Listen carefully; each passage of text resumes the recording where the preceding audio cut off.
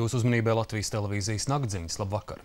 Zaļo un Zemnieku savienībai tomēr būs jāpilda korupcijas novēršanas un apkarošanas biroja lēmums un valsts budžetā jāieskaita pretlikumīgi saņemtie un priekšvēlēšana izdevumos iztērētie finanšu līdzekļi vairāk nekā 11 000 latu apmērā. Augstākās tiesas senāts šodien noraidīja partijas kasācijas sūdzību un atstāja spēkā iepriekš vairāk instanču tiesas pieņemtos politiskiem spēkam nelabvēlīgos lēmumus. Senātam bija jāizšķir, vai Ventspils mēre Evera Lemberga 2006. gada reklāmas "Paldies par atbalstu" izdevumi bijuši saistīti ar ZZS 9. Saeimas priekšvēlēšanu kampaņu, un vai tādējādi tie būtu pieskaitām ZZS priekšvēlēšanu izdevumiem. Tāpat lietā bija strīds, vai izdevumi par minēto reklāmu ir uzskatāmi par dāvinājumu ZZS, un vai tas atbilst maksimālajai ziedojuma summai 10 000 latu.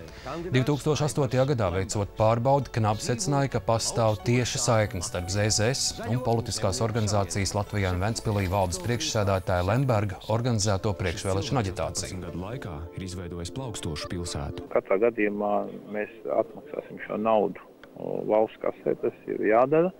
Mums vienmēr tā ir bijis, ja valsts ir, parādā esam valstī, un ja tas ir tiesas lēmums, kad mēs godprātīgi pildam šo lēmumu atšķirībā no dažām labām citām partijām, kas vēl nav savus rēķinus noslēguši par iepriekšām vēlēšanu kampaņām, kas varbūt arī likvidējās, lai tik nebūtu valstī jāmaksā. Mēs, protams, kad savu pienākumu pret valsts pildīsim. Naudas atmaksā ZZS cer uz savu biedru ziedojumiem, un arī katrai no 3 apvienībā ietilpstošajām partijām būs jāpalīdz atmaksāt parādu. Mēs strādājam tālāk. Steidzot apgūt Eiropas naudu, daži ceļi Latvijā tiek būvēti tik ātri, ka labā roka vairs nezin, ko dara kreisā. Īpatnēja situācija izveidojusies Cēsīs, kuras brauktuvs tagad ir elektrības stabs. Ceļu sāk rekonstruēt vēl nezinot, ka tuvējās zemes īpašnieks elektrolīnijas balstu neļaus pārvietot. Tagad pašvaldībai steidzam jāmeklē risinājums, jo ar stabu vidū rekonstruēto ceļu posmu nodot lietošanā nevarēs. Pētera iela Cēsīs šovasar tikusi pie jauna asfalta, un par prieku braucējiem ceļš kļuvis arī platāks. Taču tik drīz intensīvu satiksmi šeit atklāti nevarēs, jo citādi automašīnas atdursies pret elektrības stabu, kurš līdz šim bijis ceļa malā, bet vienas brauktuves joslas pašā vidū. Tiem cilvēkiem, kas dzīvo ceļa tūmā, gan nav citu variantu, kā te braukt. Un tiem, kas brauc vai iet garām pirmo reizi, neparastais skats liek atskatīties. Sākumā cilvēki pie staba ceļa vidū pat braukuši fotografēties. Ieskries jau nav. Kamēr kāds neieskries, tikmēr jau, kā ieskries, kāds tā jau būs. Uzreiz noņems. Sadales tīklu pārstāvis gan skaidro, ka tik viegli stabu pārvietot nevar. Ceļam pieguļošās zemes īpašnieks, kas ir Sebu bankas meitas uzņēmums Latektus, liedz stabu izvietot savā teritorijā. Pašvaldībā to konstatējuši tikai pavasarī, kad rekonstrukcijas projekts jau bijis izstrādāts un apstiprināts. Zemes īpašnieks piedāvājis pašvaldībai zemi atpirkt, taču nesot bijis naudas. Tagad nolemts elektrolīnijas balstiem meklēt citu vietu.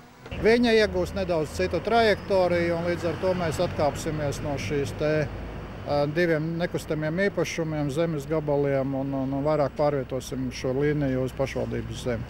Bet to arī šajā gadījumā vēl nāksies veikt saskaņojumus ar citu zemi īpašniekiem. Es gan domāju, ka šajā gadījumā tas varbūt būs vienkāršāk, jo vairs nebūs šis tā bankas zeme. Ceļu rekonstrukcija kopumā izmaksās 1,5 miljonu latu, no kuriem 1,2 miljoni ir Eiropas nauda, pārējais valsts un pašvaldības līdzfinansējums. Finanšu ministrija, kuras pārziņā ir Eiropas fonda izlietojuma pāraudzības, skaidrojumu par šo situāciju prasījusi arī no satiksmes ministrijas. Taču no atbildes izriet, ka atbildīgā iestāde pagaidām problēmas nesaskata. Pirmkārt, objektā ir veikti drošības pasākumi, pie elektrolīnijas balsta uzbērta grantskaudze un izvietotas brīdinājuma zīmes. Otrkārt, būvdarbi jāpabeidz tikai līdz 30. septembrim, un šobrīd neesot pamata apšaubīt, ka noteiktajos termiņos ceļš tiks pabeigts. Pašvaldībā gan vaļsirdīgi atzīst, iepriekš lēstajā laikā var arī nepagūt, jo arī jaunajiem plāniem jādabū apstiprinājums. Arī ar būvniekiem esam runājuši, un viņi ir sagatavojuši šo iesniegumu un iesnieguši pašvaldībā par projekta termiņa realizācijas pagarinājumu līdz nākošā gada 1. jūnijam. Tas ir, mēs rēķinamies ar sliktāko variantu, jo diemžēl asfaltēšanas darbiem un labiekārtošanas darbiem ir sezonāls raksturs, un ziemas periodā šos darbus, protams, nevar veikt. Vaicāts, kādēļ būvdarbus nesāka tikai pēc tam, kad iegūta skaidrība par visiem aspektiem, komunālās nodaļas vadītājs skaidro, cerējuši, ka jautājumu atrisinās ātrāk. Sadales tīklos atzīst, tādu gadījumu, kad nevar vienoties par elektrības stabu izvietojumu, ir daudz. Ja, teiksim, lietotāji interesē elektrību pašam, ja, tādā gadījumā tās nav problēmas, bet ja tas viņi paši neskar, tad ir problēmas. Jā. Zemes īpašnieki uzskata, ka zemē krītas vērtība, bet tā gluži nav.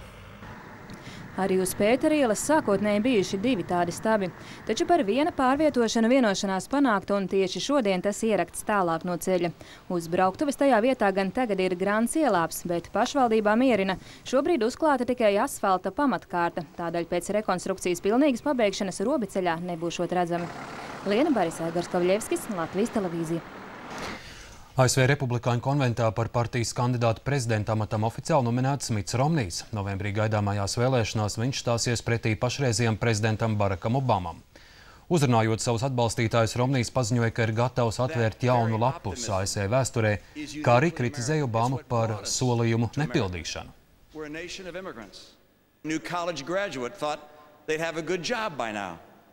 Katrs jaunais universitātes absolvents cerēja, ka viņam būs labs darbs, sava dzīves vieta, ka viņš spēs sākt atmaksāt daļu no studiju kredīta un veidot savu nākotni.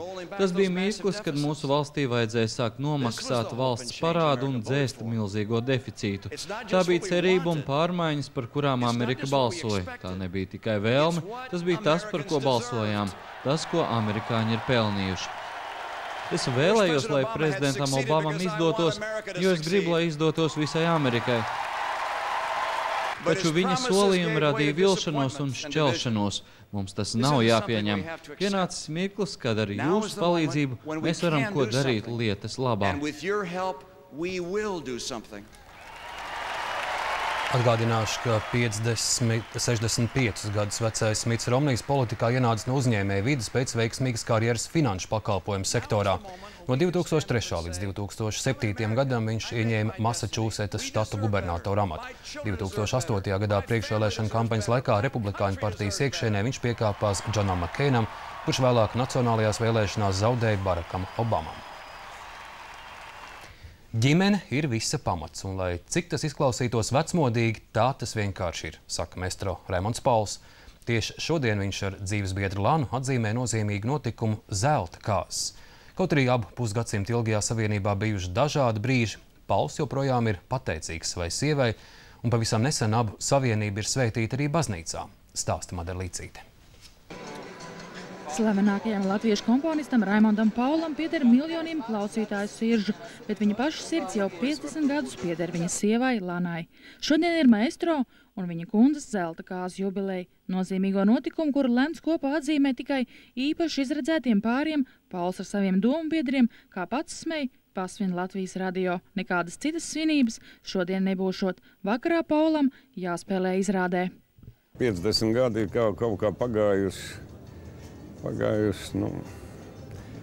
es negribētu teikt, ka nemanot. Ir bijuši visādi. Ja? Man ir tā dzīvība gājusi viļņveidīgi, gan uz augšu, gan uz leju. Es pie daudz kā esmu pieredzis. Ja? Bet es varbūt arī tādā pašā laikā apmierināts ar to, ka man bija blakus cilvēks, kas man nenodeva, ja? Atšķirībā no daudziem citiem. Bet kas vienmēr uz kaut kā es varēju uz viņu atbalstīties, pat savās dzīves, teiksim, tumšākajos periodos, kas bija gan sen jau atpakaļ. Es domāju, tāda ģimene, negribas teikt pārāk gudri izteikti.